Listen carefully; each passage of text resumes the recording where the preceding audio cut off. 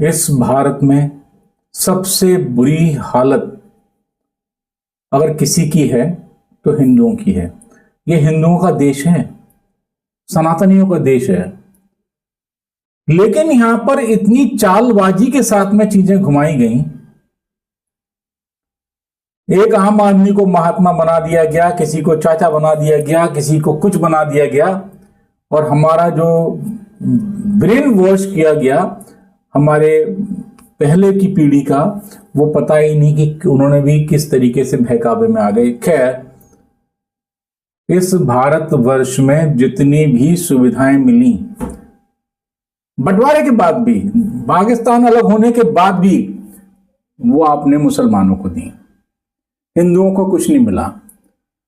अरे आपने नसबंदी के प्रोग्राम भी जो चलाए थे, तो हमारे दो के जो नारे दिए थे ना, वो हिंदुओं को खत्म करने के लिए दिए थे। आप मुझे बताइए कि कितने आपके पास डाटा है, आपने कितने मुसलमानों का नसबंदी की, जनसंख्या आपने हिंदुओं की खत्म की, कम की, दूसरे की बढ़ाई? क्यों हमारे मंदिरों का पैसा आपने दूसरी जगह पर दिया, दूसरे धर्मों के उत्थान के लिए? ये भारत का दुर्भाग्य है कि आप अपनी वैदिक शिक्षा को प्रसार नहीं कर सकते। आप मदर से क्रिश्चियनिटी को बढ़ा, और ये क्रिश्चियन स्कूल्स, इनका बढ़ावा दे सकते हैं। भाई क्यों भेदभाव है? हमारे ही दानों से पलने वाले, हमारे ही पैसों से पलने वाले हमें ही आंख दिखाते हैं। सरकार सारा टैक्स किससे लेती है? हिंदुओं से, चाहे वो धर्म का हो, मंदिरों का, चाहे वो आय का हो, चाहे किसी चीज का हो। सारी कैश ट्रांजैक्शंस होती हैं, अधिकतर 90% वो दूसरे धर्म के लोग करते हैं, पंथ के, धर्म भी नहीं है। सब पर गाड़ियां हैं, फिर भी वो सुविधाएं लेते हैं, अन्न लेते हैं, अपने आप को गरीब दिखाते हैं। 90% मुसलमान अपनी अपनी कार, बाइक लेकर घूम रहे हैं इस देश में। कहां से आ गई? जब वो 100 रुपए लीटर का पेट्रोल भरवा सकता है, तो काहे का गरीब? सबके मोबाइल देख लीजिए, 30,000, 40,000, 50,000, इतनी इतनी कीमत के मोबाइल, सबके अलग अलग प्लान, पूरे दिन आप इंटरनेट पर रहेंगे। राशन सरकार ने फ्री कर दिया। आपने कभी इस चीज पर ध्यान दिया कि इन्होंने इनकम टैक्स भरा है, नहीं भरा है? आप क्यों नहीं लेते इनसे? इन पर गाड़ी है तो उस गाड़ी का तो पैसा दिया होगा ना, मतलब पॉवर्टी लाइन से ऊपर हो गई ना। कैसे?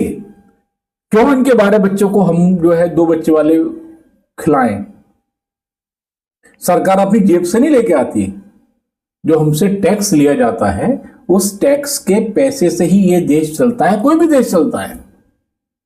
टैक्साल नहीं छापा हुआ, आपके बॉन्ड नहीं चलते रुपए के, हम डॉलर नहीं करते, हम रुपए में जीते हैं।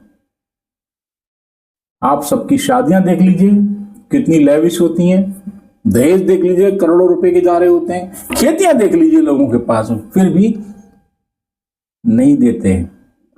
आप कृषि को व्यवसाय मानते हैं, तो व्यवसाय में आपने टैक्स क्यों नहीं लिया? सब्सिडी बंद कर दे गवर्नमेंट, आप देखिए कि सारे बनबना के बाहर आ जाएंगे निकल के। ये एक बहुत गहरी साजिश है जिसमें आम आदमी फंसता जा रहा है। बोलने की हिम्मत किसी में नहीं है, सिर्फ सहता रहता है। लेकिन एक वक्त ऐसा आएगा कि जो आदमी जब फटेगा ना, तो क्रांति होगी,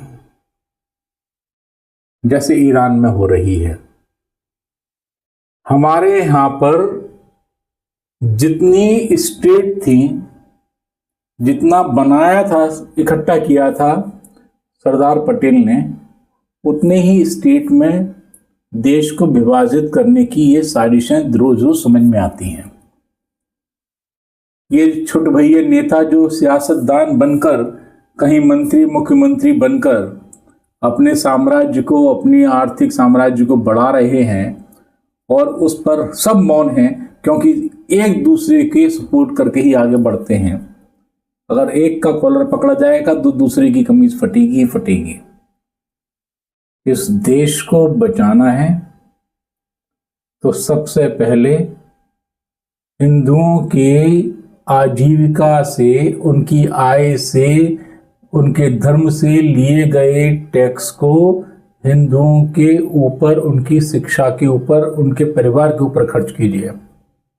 और जो देशद्रोह की बातें करता है उसका मताधिकार लेकर उसकी 7 नस्लों को किसी भी सरकारी नौकरी से वंचित कर दीजिए, नहीं तो इसका देश का इस्लामीकरण होने से कोई रोक नहीं पाएगा।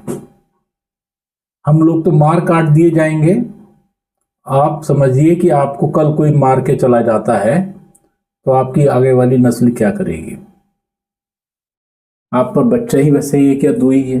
आप तो खत्म हो गए ना।